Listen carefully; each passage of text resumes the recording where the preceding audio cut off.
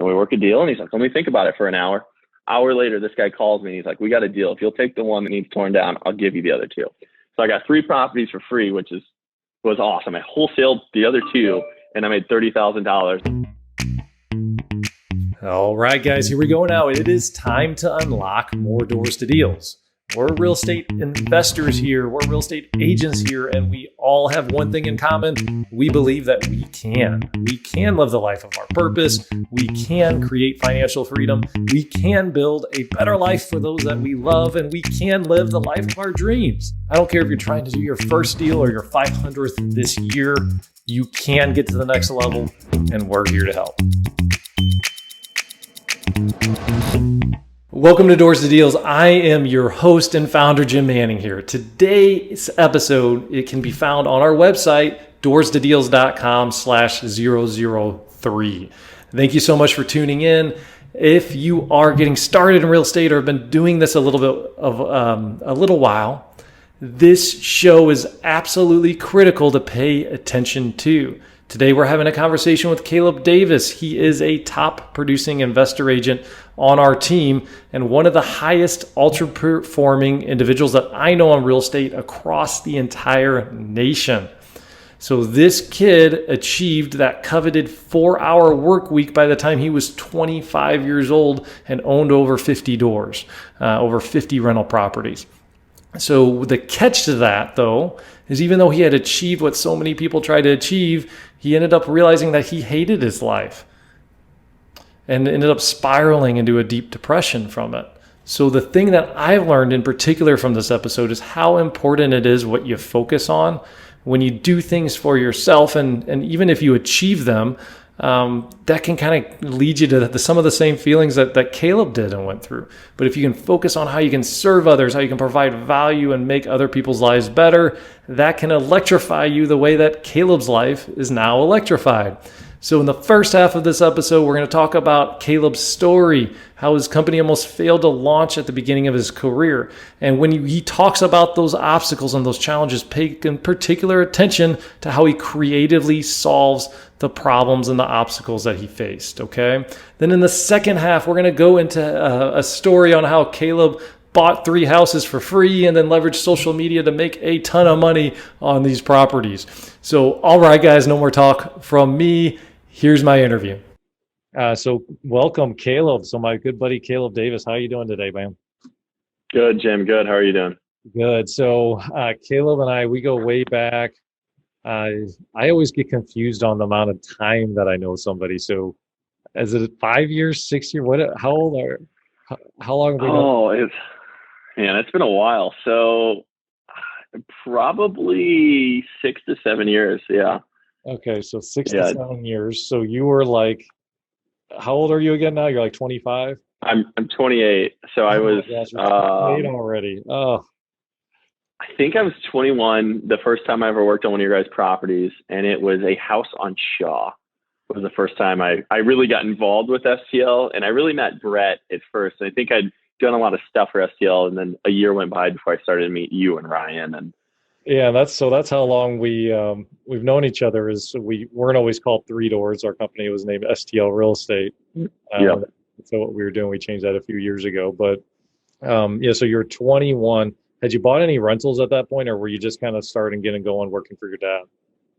So I was working for my dad. I think I was about 6 months out from buying my first rental property. I bought a house hack when I was 19, and I moved into this house, and I moved 3 buddies in. I paid $15,000 for the house. I put $7,000 and made it barely inhabitable. Now that was $7,000 in materials. And then me and a few of my friends worked an entire month to make this house slightly inhabitable. Now granted, we were 19-year-olds who just wanted somewhere to party on the weekends. So it was pretty cool. I charged them $300 a month, and my payment was like $250 or something on my loan. So I was making really good money for 19, right? Making really good money and living for free, and lived with all my best friends. So that was like the first foundation to being able to save up money to get to my first A family that I bought when I was turning 22. Yeah. And so to just kind of recap as far as your so we met because of Caleb's dad, Rusty, is a really good contractor here in kind of Illinois and in the St. Louis area. And Rusty, we've been working with Rusty for years and years and years. And so Caleb was brought up in the kind of the construction world. He's been a general contractor your whole life, right? Yeah. So from the time, my dad has kind of a funny story from when I was like 5 years old, is we were doing a roof on our house and I was up there handing shingles, and obviously I couldn't carry a whole bundle of shingles because those are pretty heavy, but I would rip them apart and carry 5 or 6 shingles at a time. And they had me, like, they were teaching me how to use a nail gun at 6, 7 years old. So I was like born to be a construction worker, essentially. Like, just my whole life was, I think I helped build my first house at 7 years old. And then I was laying flooring at 12, 13 years old, pretty efficiently. So yeah, so you've been working in construction your whole life then. And so then 19, you kind of got your first investment with this house hack thing. And then at Yep. what, you were 20 or 21 when you started? I was 21. So the deal actually closed, I think, when I was 22. We started working on the deal when I was 21. So it was like right in that like 22-year-old age. I was able to do some creative financing for an 8-family apartment building. Now, granted, this was 7 years ago. So it would have been 2013 and the market was really different. I found an 8-family that was in bad disarray. The building was in really rough shape. And I was able to negotiate with the seller to hold $20,000 for the $100,000 building, which was my 20% I needed down, to hold that back as a mortgage. And the building needed somewhere around $60,000 to $70,000 in work if I was doing the work, and which I did. It had 3 apartments rented, 8 total units. The other 5 were completely uninhabitable. So I scraped up the funds to get one apartment together, got my first month's rent deposit, used that money to do the other, and kind of did this over the next year. As I would get money, I would fill an apartment as quick as I could, and then take that money to do another apartment. Okay, so then that's kind of how you start out just doing really this method for acquiring your rentals, correct? So yeah. So with the 8-family, it was owner financing, and then my next property, which was right at a year later, I bought, and this was kind of right at that same time frame of where I'd been working for STL Real Estate, doing labor work and some carpentry work and stuff. I was buying another house owner financing. I had enough money for the rehab at this point in time, but the owner was financing the purchase. And I was telling Brett Johnson, who used to be the project manager who I had a good relationship with, I was like, yeah, I got this house. I'm going to rent it out and it's going to be awesome. I'm going to make $200 a month. And he's like, why are you going to, like, you spend all your money to rent this out and only make $200 a month? I'm like, well, I didn't really know any better. Right. And Brett goes, dude, why don't you sell this thing? And he looked over the numbers. He's like, you could probably make 25 grand and then go do that again. And I was like, holy cow. Yeah, I think he's right. And so I flipped that house. I sold it. I made like 25 grand and I was like, oh my gosh, this is amazing. I was making like $13 an hour swinging a hammer. So 26 grand a year. And I made 25 flipping one house. I was like, wow, let's go do that again. So I did another one. That one, the first one took me 6 months to do. The second house I flipped took me 3 weeks. And I think I made 15 on that. And that was in the same year. I was literally at this point, like, mind blown. And I called my dad. I'm like, Dad, I made $40,000 flipping houses this year already. We got to quit doing construction. We're doing it wrong. And he's like, no, like, we're not flippers. We're contractors. This is what we do. And I was like, I really like this flipping thing. And Dad's like, I just don't think that's the path we should take with our business. And I was like, well, that's really cool. I quit. And he's like, no, you don't quit. And I'm like, yeah, you have a month to replace me. I want to go out. I'm going to try and figure out how to start my own business. I want to flip houses. So that month goes by. And so I finish up working for Dad, and I go into my third flip, which is where I hit my first wall. So I'm working on this house. Everything's going great. Turns out I overpaid for it, and there was a whole lot more wrong than I thought. So I cannot sell this house to get my money back out of it. And I'm like, holy cow, like, I just quit my job. I don't know what I'm going to do. Every dollar I have tied up in this house, I'm racking up the credit cards, and I'm starting to get in a little trouble. And so finally I end up like, okay, I can't sell it. I don't want to take a loss because I won't be able to get all my money back out. So I sell it contract for deed. which was nice. I was able to get a large down payment to pay off my credit cards, and get out of this house and start making money monthly. So I go back, I get my 8 family, because throughout that time period of getting stressed with this rehab, my 8 family kind of became in disarray and wasn't producing. I had like 3 vacancies, so I was really starting to lose money. So I get that fixed up. And in the meantime, I knew I needed more money, because all of my money's in this house that I can't refinance for, I think it was, that was somewhere around like November, and I couldn't refinance it until I filed my taxes again and showed profits. The bank wouldn't give me any money.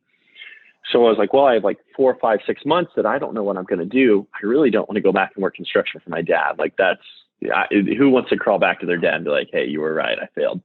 So I go calling every person I know and chasing everyone I know that has a little bit of cash. And I'm like, hey, I flipped these 3 houses. These 2 went really great. I learned what I did wrong with the 3rd one. Here's the before and afters. You should loan me money and I'll give you part of the profit.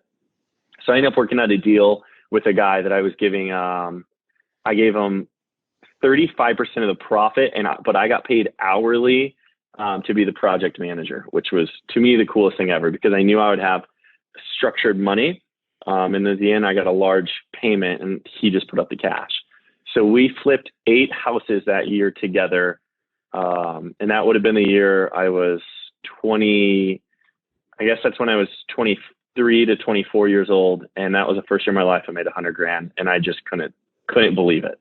Okay, so real quick. Okay, so I want to slow them down, and then we're going to continue this story here. Sorry, yeah, I get talking really quick. No. So this is incredible, and I want to slow it down, because I want to just, if guys like Caleb can teach us how to think. Okay, guys, they can teach us like what to do. Okay, so I want you guys to think about what he just said, the situation he was in. So all your money was in the 8 family, and you had that other, you ended up selling the other flip, but your money still ended up being tied into the 8 family, right? Yep. Okay. Yeah. So one of the best things and most amazing things to me about being an entrepreneur is it's like having like a white canvas, a white blank sheet of paper. Okay. And he was in a situation where he's like, I have 6 months. I have no clue what I'm going to do. And these flips take several months. I need some cash flow. I need some income coming in.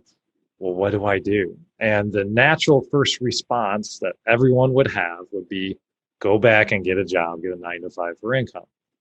Caleb's natural response was, well, okay, well, my past job was working for my dad, so maybe I can do that. There's only one problem though. That's a $13 an hour job. And I already know that I can make 50 grand in just a couple deals and rock and roll. So the initial knee jerk is just, oh, well, I can just go back and get that job. But when you get to a higher level of thinking and a higher level of resourcefulness, you can go down the rabbit hole a little bit. And Caleb, and so the deal, like when I said white blank sheet, like a canvas, what Caleb realizes that I think a lot of people just starting out as entrepreneurs don't, is you can craft the relationships that you have. You can craft and negotiate with terms. So he found a partner that was willing to pay him the income that he needed so he could continue his business, right? So like that was an incredibly resourceful way to do that. And I think a lot of people would have just stopped as, well, no, I need income and that's it. Okay, I'm back in and I'm done with this thing. So like when it's like we can create and craft our world. So I mean that's just, anyway, I wanted to pause on that because that's a real big deal that across the board on everything. Okay, so go ahead. Let's resume your story, Caleb. Yeah. So the next year I partnered. I had the partner. We did the 8 flips. It was great. Into that year, he'd made a lot of money. And this was coming up in, I guess it was like 2015 probably. And he's like, hey, I want to pull my money out of real estate. I'm going all back into the stock market. He's like, this was great. It was a great partnership. Nice job. So that was great. I'd saved up a lot of money because I still lived off $30,000 a year, even though I made 150 grand that year. So then I decided, okay, now I have a chunk of change. The goal was always to have a 4-hour work week. I loved that book. I wanted to figure out how I could get passive income and rental property was kind of the strategy. And I'd also shown a ton of income to the banks, and I filed taxes on all that money, so I knew I could get loans. So I started what most people call the BRRRR strategy, which is buy, rehab, rent, refinance, repeat. And I just started buying houses in bulk, as many as I could get my hands on, cheap houses in low income areas that I knew could appraise. So I was paying around 15 to 20,000 a house. And then at this point, I was still working on the houses, and I was still working 80, 100 hours a week. Thankfully, my wife's amazing and never left me, because I don't know how many females have put up a guy working 80 to 100 hours a week for years on end. And this got to give her that little shout out. And so was this when you had braces or not at this point? No, this was before braces. Yeah, this was the year before braces. So this was like my big come up year. And that year I did 20 rehabs, and they were all BRRRRs. I think I sold maybe 1 or 2 houses that year to kind of supplement a little income. So I shot up from having 8 units to having like 16 or 17 to beyond 20 very quickly. And at this point in my life, I'm turning 25 years old. I'm on a high horse. I'm making 200 grand a year. I'm living life. I just start partying a bunch, going crazy. And I take myself out of working like 80 hours a week, and I go down to like 5 hours a week. And I went through a really transitional spot in my life where I started dealing severely with mental illness and anxiety. And I lost my purpose somewhere around this year when I should have flipped 30 to 40 houses. I ended up doing like 12 because I just couldn't find my way. I'd lost my way. But I also hit a ceiling. I knew that I was going to be stuck at that 30 mark and I wouldn't be able to pass that. And I couldn't figure out a way to get past it. So I ended up doing a ton of soul searching over the course of the summer. And I stopped working for 4 months of my life. Luckily, I had a right-hand man that had been with me since early on that I'd hired on salary that was watching the flips, making sure they happened, and the rentals. And I would just go buy properties and then go jump on a plane somewhere and go to Florida. But I was very miserable. And I realized I wasn't living my life to my full purpose is kind of where I'm getting at with this. Yeah. So let's dive. So for those of you that don't know the 4-hour work week, this was the craze. I guess you read it like 7 years ago. I don't know how old the book is, 10 years old or something like that. Or yeah. So it was just this premise on like what living the dream is it's working for 4 hours and doing whatever the heck else you want to do. So you got there, and what came to it was, you said depression. Can you tell us more about kind of what was going on there? Yeah. So I believe I was put on this earth for a greater purpose. My mom's told me that my whole life. And to me, like that goal was to have that 4-hour work week. And I got there and I realized that it was not what it was cracked out to be. I'd always really, my cup got overflowed with helping people, like helping my employees, helping them get back on track, helping them go from making $12, $13 an hour to getting them in the unions where they can make 25 plus. And that kind of stopped happening for me. So I quit feeling fulfilled in life, even though like everyone around me was like, Caleb, oh my God, like you're an animal. Like, dude, you've built this business that's paying you passive income. Like you're traveling all the time. But inside I was empty. I had nothing felt fun to me anymore. I had no joy. I ended up getting actually suicidal. I almost ended up in the hospital at one point in my life. I used to cry when I talk about this, but now like I've realized it's really like it's okay to talk about these things. But yeah, severe depression, anxiety. I quit talking to my friends. I quit talking to my family. And my wife was just like, what is going on? Like, who are you? You're not the person I married. And I did like a month-long trip. And I remember being in New Orleans the end of that July, and I was on Bourbon Street, and Allie was with me because she would go on some trips, but she still had a full-time job. And I remember looking at her, I was like, I hate my life. And she's like, what? And I was like, I hate my life. And she's like, we had a long discussion sitting there on the corner, on the curb of Bourbon Street. And I wasn't even drunk. I maybe had like 1 or 2 drinks. And I was like, I don't know where I went wrong, but I was like, I used to be so happy when I worked 80 hours a week. And now that I work 4, my life sucks. And so then I started talking to people. counselors and therapists and friends and mentors. And I think I had a long conversation with Ryan Wessels as well when we were going to run Tough Mudder a couple weeks after that. And I realized that my purpose in life was not to work 4 hours. My purpose in life was to help people. And so I needed a shift. I needed kind of a change to get away from, and I was at a ceiling with investing. So that's when I got my real estate license. And I wanted to start buying big multifamilies and stuff like that. So for me, getting my license, I would say saved my life. And it was funny because Jim poked fun at me a little bit. Not really, but Jim would be like, man, you went to the wrong side. I can't believe you got your real estate license. You quit being a full-time investor. And I did. I took a 9-month break where I didn't buy a single house.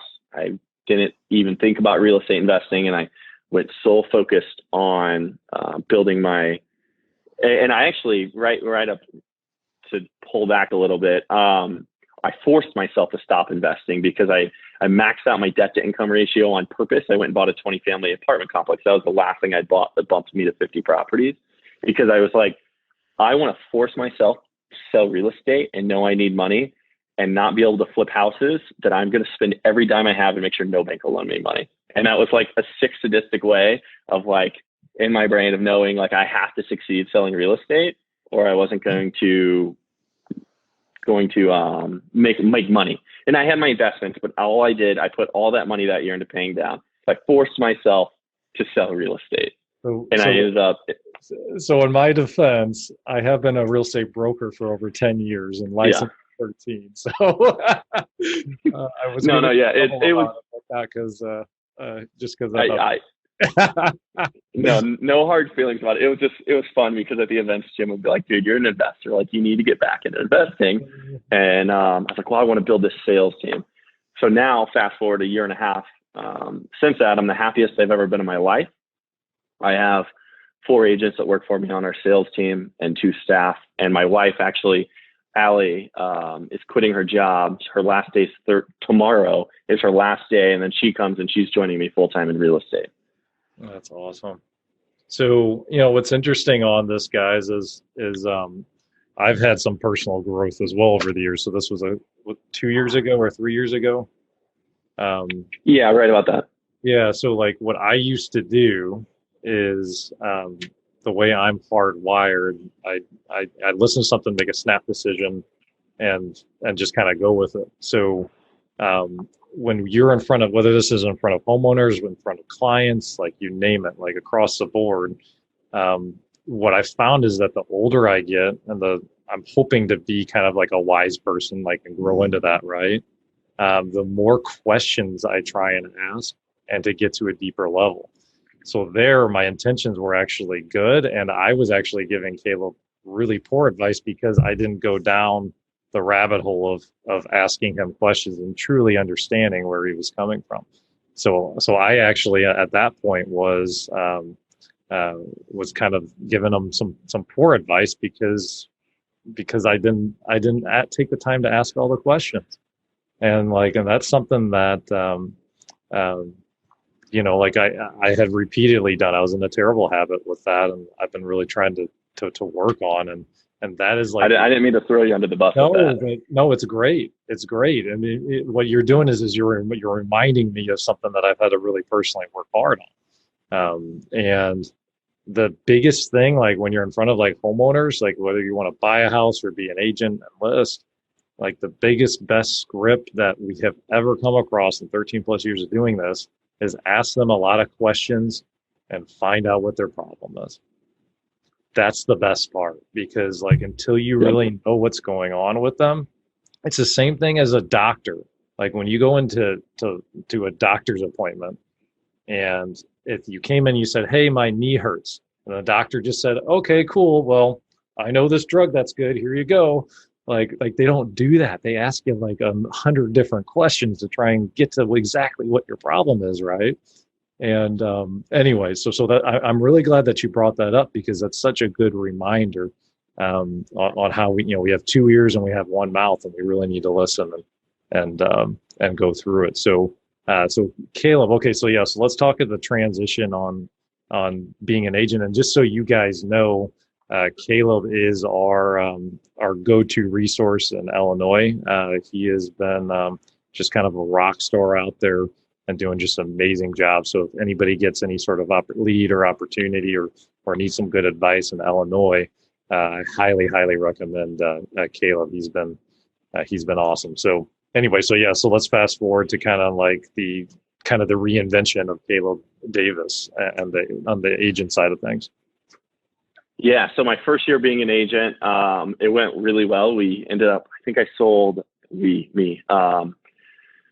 I think I sold something like 52 houses for $7.5 million, which to me, I was like, oh, that's cool. I made a bunch of money. And my market center's like, no, like that's like a crazy amount of real estate. And I was like, sweet. So I got rookie of the year. And then I realized that like I was working 80 hours a week and, I was working every night and weekend, not always the times when I wanted to work. And I read the book of Millionaire Real Estate Agent. And I really took that to heart. I was like, wow, I can build a business out of this that is unlimitedly scalable. So back in last December, which was the end of my first year, I hired a full-time admin and I brought a buyer's agent on. And then a couple months later, we brought a showing assistant on. And our team just kept growing and growing and growing to where now this year, I think we'll probably close around $25 million for year 2 of real estate sales. And also because I've been able to leverage my sales team, I'm back to investing, which I'm so excited about. We have 2 flips going on right now. And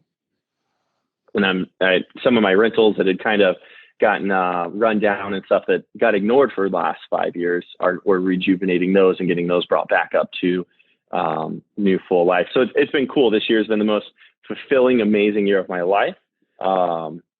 I've learned to balance both real estate investing and sales, and we're able to really help all of our clients to the fullest because we work with a ton of investors that I'm able to give knowledge and experience from the 80 plus deals I've done. And then also if we go to clients that really do need quick cash, we can offer that, or it might not be a right house for us. And we push that onto our investors that we work with. So it's been really cool as far as like, for me, like my cup gets filled up. Like my passion in life is helping people. So like I have agents on my team that never made more than 30 grand a year that are going to make $100,000 this year. And like, that makes me so unbelievably happy and fulfilled inside. And now this is kind of off topic from the other thing, but I always love to talk about that because nothing matters in life if we're not happy. And like, I'll never stop saying that anytime I talk in front of everybody. Everyone deserves to be happy. And we just have to find out what makes us happy. So let's talk. So as far as your 80 hours a week, you kind of mentioned that a few times. So like, do you think you could go down to a 40-hour a week type of thing and still kind of be there? Or do you think you have to be at 80 hours a week? What do you think? Hey guys, just wanted to let you know that we're launching a free Facebook group to continue the conversation about this episode or really anything and everything else that's on your mind. We're calling it Doors to Deals, and we'll have access to the Facebook group on our website, doorstodeals.com. You can also find it on Facebook as well. Doors to Deals is the name of the Facebook group. So if you want to continue the conversation, connect and meet people and help us launch this thing, please join the group. Love to have you on it, and look forward to kind of seeing you online on Facebook. Thanks, guys. So as far as your 80 hours a week, you kind of mentioned that a few times. So like, do you think you could go down to a 40-hour a week type of thing and still kind of be there? Or do you think you have to be at 80 hours a week? What do you think? I do drop down to 40, 50 hours occasionally. It depends. So I love to travel a lot. So for me, and everyone always says like, hey, you're always on vacation. But the thing is, when I'm not on vacation, I work 80 hours a week. So I make up for that time. I do occasionally put in normal work weeks. Like I had some time through July where I've kind of, I called it relaxing, which was a normal work week for me. But like my day, I wake up, like right now I wake up at 6 a.m. I go where I ride my bike for 30 minutes and then I'm at the office at 7 a.m. And like last night I left my office at 9 p.m. and I had appointments in between, but can I go down to 40 hours? Yes. Right now we're in such a growth phase that I feel like if I drop down that my team and my businesses won't grow as fast as they can. And I want to keep, we have this massive momentum of breaking through ceiling after ceiling. I want to keep doing that until I hit something where it's like, okay, it's going to take some time to where maybe I don't need to put those hours in. And I know, like, I'm 28 now, and my wife also works a ton too. So it works out really well for our relationship to both be workaholics. So when you found yourself kind of, you say, breaking through ceilings, like what's a process that you found yourself going through to break through ceilings? So it's always, for me, looking at people above me. I lean on Ryan and Jim a lot when I have different questions. And then I have other coaches on the sales side as well. That anytime like I feel like I'm approaching a ceiling, I make sure that I ask the questions I need to, like, hey, we're kind of struggling here. What do you think I need to adjust so I can make this smoother so I can keep accelerating? So I would say it's always reaching out for help, and especially the Three Doors group, leaning on the different people in the group and just asking different people different questions and trying to make sure that I'm always staying on the right path. And there's this thing I really like. I can't remember who told me it, but it's a flight from LA to New York is off course 98% of the time, but they make hundreds of little adjustments along the way that gets them from point A to point B. Yeah, so constantly. I really like that. Absolutely, man. So when you get to it now, so basically, when you're not sure about something, you just make sure you have the right people around you to be able to ask the question to, and kind of get the right input on, and then you can make a more educated decision or a more educated adjustment. Correct. It's all about the rule of 5. You're the 5 people you surround yourself with the most. And I've truly been blessed to surround myself with amazing people that operate at huge high levels that I can call and celebrate those wins with, and they don't get mad or upset or jealous. They're like, all right, that's awesome. How do we get you beyond that? So I think, yeah, definitely. And like, I'm so thankful, like, love the Three Doors guys, because like from the whole time when Caleb was down here making $13 an hour, anytime I've needed it, Ryan and Jim are like, all right, let's get you step up. Let's get you step up. How do we go to the next level? And I think it's why, guys, like, I kind of brought up, I wanted to slow down with how Caleb thinks, because Caleb is special on how resourceful he is with his thinking, and like, but really, I don't know if you guys have heard this story already. I'm going to repeat it, again, but Henry Ford, I love this story. Okay. Henry Ford was suing the Chicago Tribune for libel because they called him an idiot.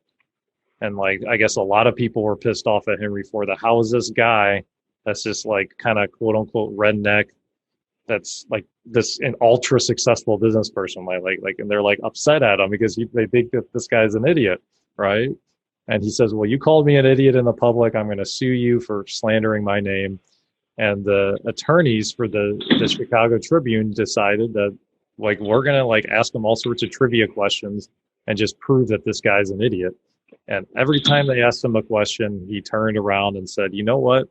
I don't know the answer to that, but I have 7 people on the other line of my phone at my office that know the answer to that. So why do I don't even need to know the answer to that. I have the right people around me that have the answer to those questions. And I think we too often get caught in our heads that, oh, we have to have all these answers. We have to have everything. And then we just try and kind of make it up as we go rather than just pick up the phone call and ask for directions. We had, growing up, now Caleb, this is before Caleb's time, it's going to date me a little bit, but I remember being a kid and it would be like a Seinfeld, or it would be like one of those shows where they're in the car driving and the wife's getting mad at the husband because he won't stop and ask for directions. And like, it's like a whole sitcom thing. I remember seeing it on multiple shows, and now we have GPSs, right? But it was just as simple as the guy dropping his ego down and just asking someone because we're lost, what's the right way to kind of rebound and get going. And you do have to have the right people around you, though. That's interesting. So what strategy? So you've kind of been a part of the Three Doors Network. What have you found? Do you have any advice for us on getting the right people around you that can give you good quality advice? What do you think? Not being I mean, really going the same thing you just said, is not being afraid to pick up the phone, because so many people like right now, you guys might be thinking, wow, Caleb's really busy. That doesn't mean I don't have 5 minutes that I can answer a phone call and be like, hey, I'll try and work it. Maybe you work it through this way, try this, and give you an idea that might trigger something else in your brain. It's the same with like Jim and Ryan. Like they're extremely busy guys, but a text message can get answered when they're not busy. And that could be a huge breakthrough for somebody that's struggling with something massively. And because we've been through a lot of those earlier stages. I'm sure the people listening who are way beyond me, and I probably asked some of them questions, but it's always putting down your pride, I would say, and realizing that you can reach out for help, and then how much that help can actually give you free advice in minutes sometimes. So what's interesting is, I forget, somebody told me this, I forget what, but like, vulnerability is actually true strength. So being vulnerable to admit, hey, I don't have all the answers. I need some help on this one. And checking your ego at the door and being able to do that. Yeah, I mean, that's actually true strength. People that are less strong may not be able to admit that they need the help. Yeah, and I think the people who are able to check their egos, I mean, the ultra successful people I know, every single one of them, still, like I have friends who make 7 figures a year who still sometimes ask me questions. And now, granted, my answer might not be right, but we can have an educated discussion around it, and then we both learn from it too, which is really cool. It's not always, you don't always have to go way up. Sometimes there's people that are underneath you that might have the answer too. Don't be afraid to ask for help. And sometimes you can post it like in the Facebook groups, and there's still people that talk in those groups. Now, always you want to make sure that it's a credible source, because you could ask somebody who's never flipped a house in their life and not realize that. But yeah, definitely asking for help is huge. That's awesome. So as far as kind of the secret of the success that you've had so far, and this, I mean, you've been ultra successful, man. I mean, you had 50 units by the time you're 25. Was it 50? Yep. 50 yeah. units.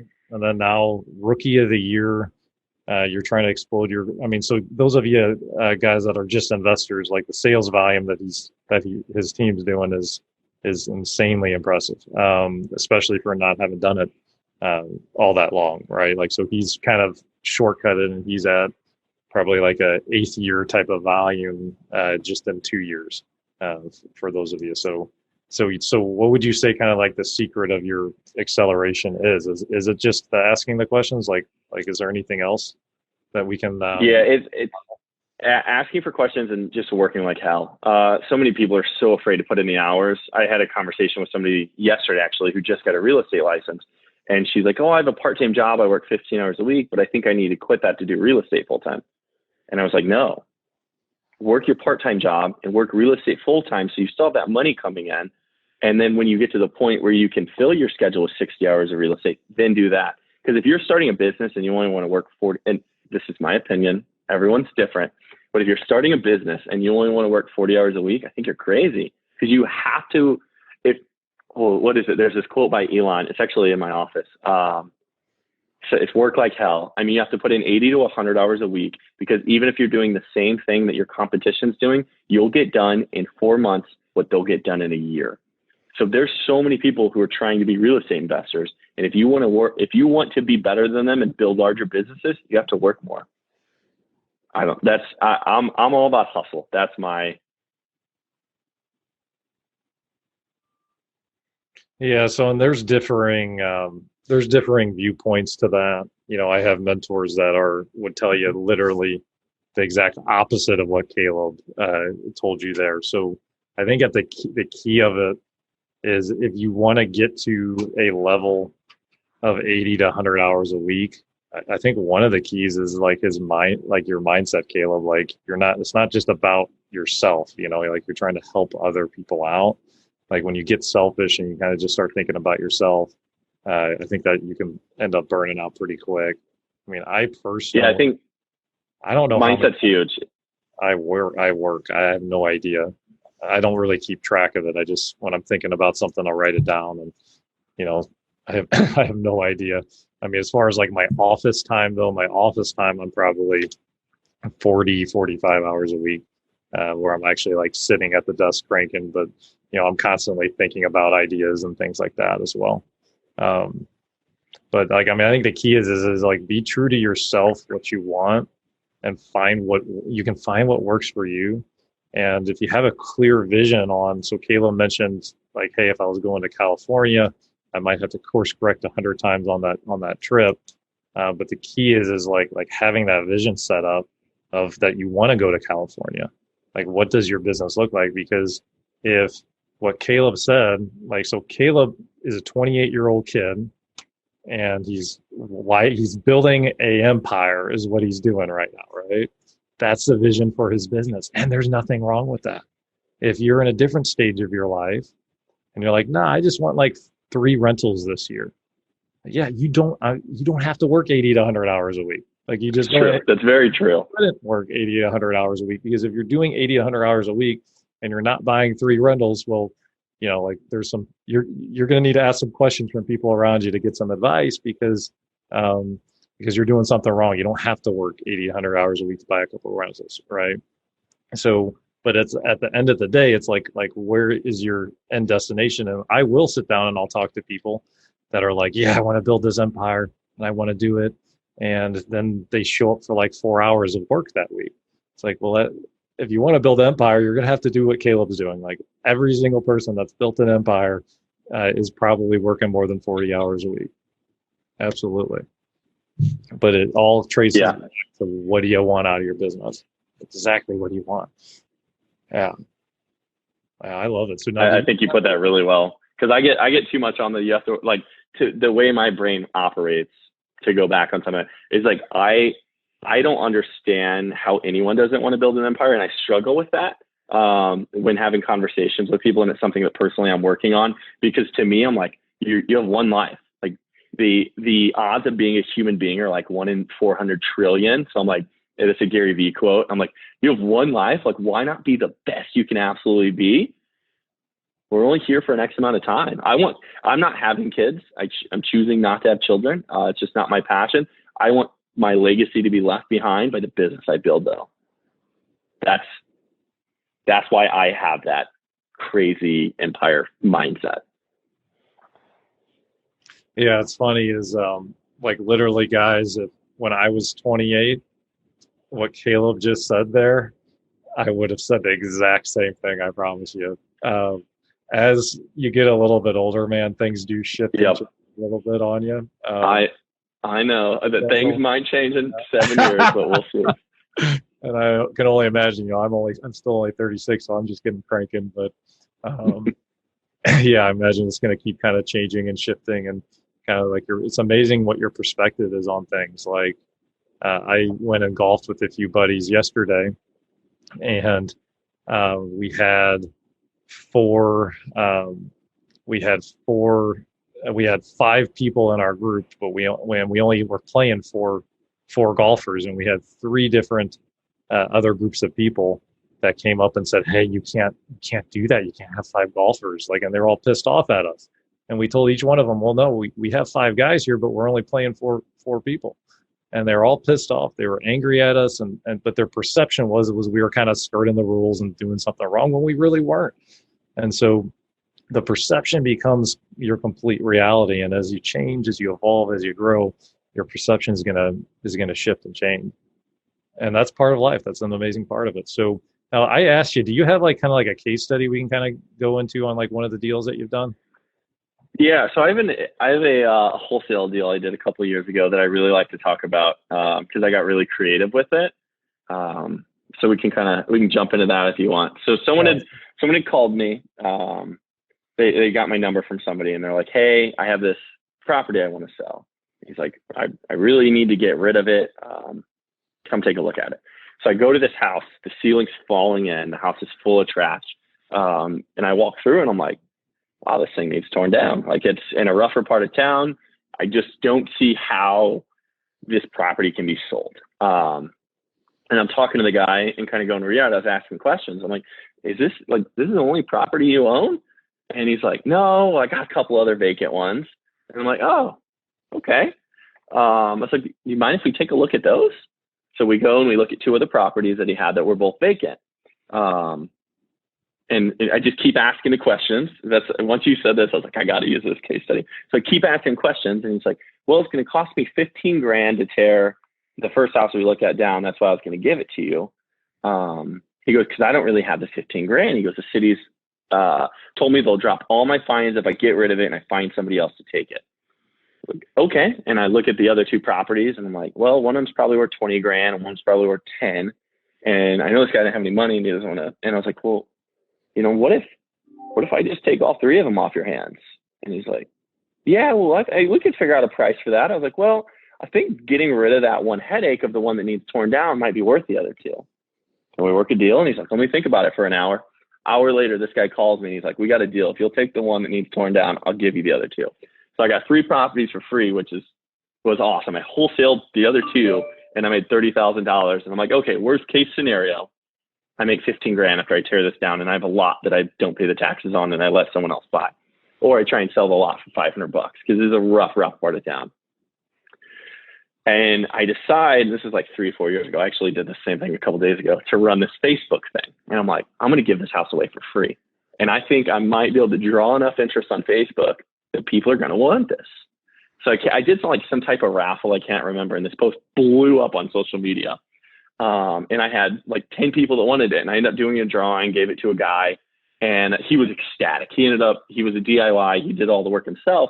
But it was cool because this property that really was going to cost me $15,000 in a vacant lot I was going to have to mow and pay insurance on until I could get someone else to take it off my hands.